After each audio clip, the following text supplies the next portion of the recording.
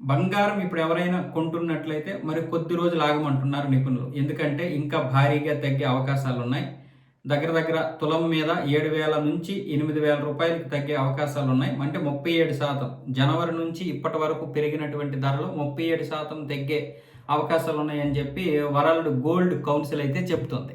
దీనికి అనేక కారణాలు. యూఎస్ ఫెడరల్ బ్యాంకులో వడ్డీలు మారకపోవడం, ఈటీఎఫ్లో సరైనటువంటి పెట్టుబడులు రాకపోవడం వల్ల ఈ యొక్క తగ్గుదల అయితే ఉంటుంది. కొంచెం వేచి చూడండి.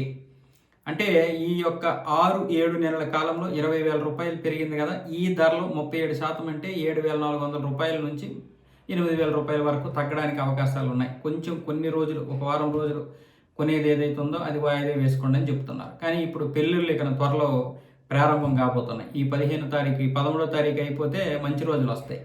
ఇక మంచి రోజులు వచ్చాయంటే మళ్ళీ ఆగస్టు 16, 17 నుంచి ఇక పెళ్ళిళ్ళు అని అవని ఇవని మొదలవుతాయి. సో ఇక ప్రభుత్వం వాళ్ళకు కూడా సమయం ఉన్నా సరే ఇప్పటి నుంచే కొనుక్కోవాలి. కాకపోతే ఇప్పుడు అవకాశం ఉంది. వారం రోజులు ఏది మంచి పని చేయడానికి లేదు కాబట్టి ఈ ఆషాఢ మాసంలో చాలా వరకు కొంతమంది వేచి చూడొచ్చు. ఒక 10 రోజులు ఆగితే బహుశా తగ్గితే మంచిదే కదా. అలాగని తగ్గుతాయో పెరుగుతాయో కూడా చెప్పలేము. వరల్డ్ గోల్డ్ కౌన్సిల్ అయితే మాత్రం 7,000 నుంచి 8,000 రూపాయల వరకు తగ్గే అవకాశాలు ఉన్నాయని చెప్తున్నారు.